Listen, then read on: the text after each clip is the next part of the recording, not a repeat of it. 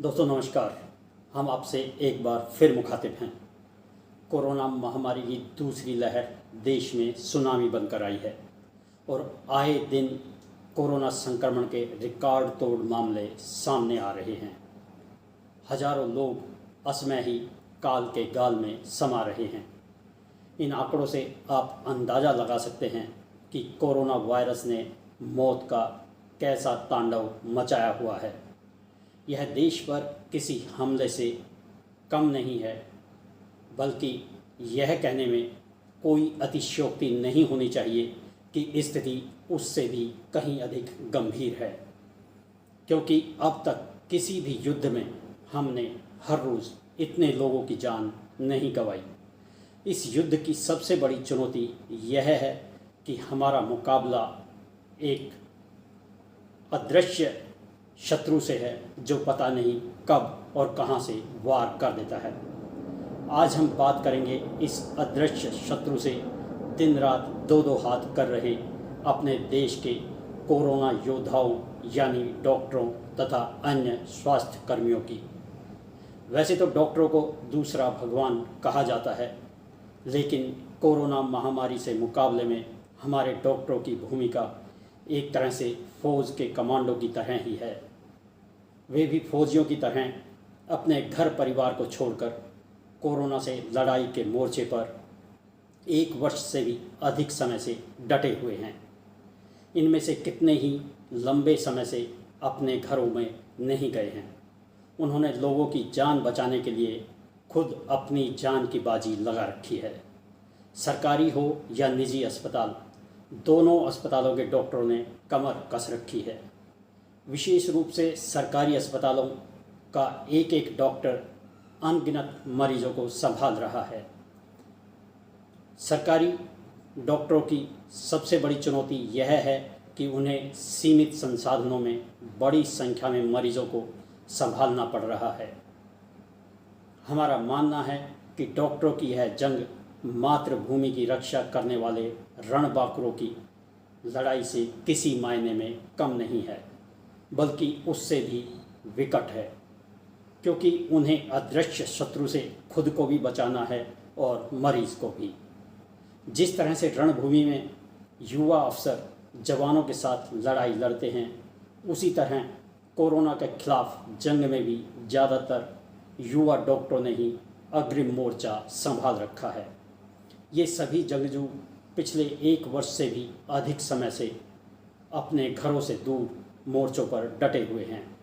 इनमें से हजारों तो 23 से 35 वर्ष की उम्र के हैं, जिनके लिए यह खेलने, खाने और हसरतों को पूरा करने का समय है।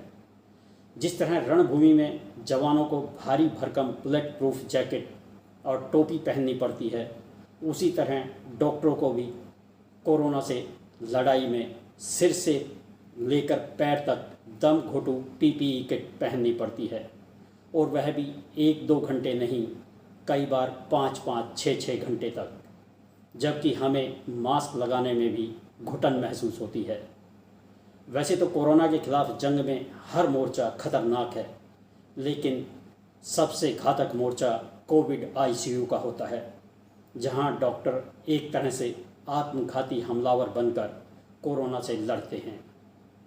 स्वास्थ्य विशेषज्ञों का कहना है कि यदि आप एक बार कोरोना से संक्रमित व्यक्ति के संपर्क में आ जाते हैं, तो आपके संक्रमित होने की संभावना कई गुना बढ़ जाती है और ऐसे लोगों को आइसोलेट रहने के लिए कहा जाता है। ऐसे में आप अंदाज़ा लगा सकते हैं कि आईसीयू में 5 से 6 घंटे तक रहने वाले डॉक्टर का क्या हाल होता होगा, क्योंकि उसके तो चारों ओर कोरोना से संक्रमित गंभीर मरीज होते हैं जो हवा में लगातार लाखों एरोसोल छोड़ते रहते हैं। ये एरोसोल ही संक्रमण फैलाने के लिए सबसे अधिक जिम्मेदार होते हैं। एरोसोल ठोस और तरल कणों का एक ऐसा मिश्रण होता है जो हवा में तैरता रहता है और सांस के जरिए आपके शरीर में प्रवेश कर जाता है। जब कोरोना से संक्रमित व्यक्ति बोलता, खांसता या छींकता है, तो वह लाखों एरोसोल हवा में छोड़ता है। यहाँ यह बताना भी ज़रूरी है कि आईसीयू की जिम्मेदारी क्रिटिकल केयर एवं एनेस्थीसिया विभाग के डॉक्टरों की होती है और इनका काम जीवन तथा मौत के बीच झूल रहे मरीजों के सांसों की डोरी को जोड़े रखने का होता है। इन डॉक्टरों को मरीजों की तथा अपनी भी निरंतर निगरानी रखनी होती है, क्योंकि थोड़ी सी भी चूक दोनों के लिए ही खतरनाक साबित हो सकती है। कई बार डॉक्टर स्ट्रेस के भी शिकार हो जाते हैं, क्योंकि ये भी आखिरकार इंसान ही हैं। विकट परिस्थितियों में जब ये असहाय हो जाते हैं तथा चाहते हुए भी मरीज की जान नहीं बचा पाते तो बहुत व्यथित हो जाते हैं और अंदर तक टूट जाते हैं। विडंबना यह भी है कि डॉक्टरों को कोरोना से ही अपनी जान नहीं बचानी पड़ती, बल्कि कई बार मरीजों के परिजनों के गुस्से का भी उन्हें शिकार होना पड़ता है। इसके अलावा आप वे वाक्य भी नहीं भूले होंगे जब पिछले वर्ष कोरोना महामारी के शुरू में डॉक्टरों को सामाजिक भेदभाव का भी सामना करना पड़ा था। इंडियन मेडिकल एसोसिएशन के अनुसार कोरोना महामारी के खिलाफ इस लड़ाई में पिछले वर्ष 734 कोरोना योद्धाओं यानी डॉक्टरों ने कर्तव्य की वेदी पर अपने प्राणों का बलिदान दिया था। इस बार की यह सुनामी पता नहीं कितने कोरोना योद्धाओं को अपनी चपेट में लेगी, लेकिन फिलहाल तो ये कोरोना के साथ भीषण संग्राम में जुटे हैं। ऐसे में हमारा भी कुछ कर्तव्य बनता है कि जैसे युद्ध के मोर्चे पर जाने वाले सैनिक के बारे में हमारे मन में अलग स्थान होता है और समय समय पर हम उनके प्रति कृतज्ञता प्रकट करते हैं, वैसे ही इन डॉक्टरों के बारे में भी हमारे मन में अलग जगह होनी चाहिए और उनकी हर संभव मदद का हम सबको प्रयास करना चाहिए।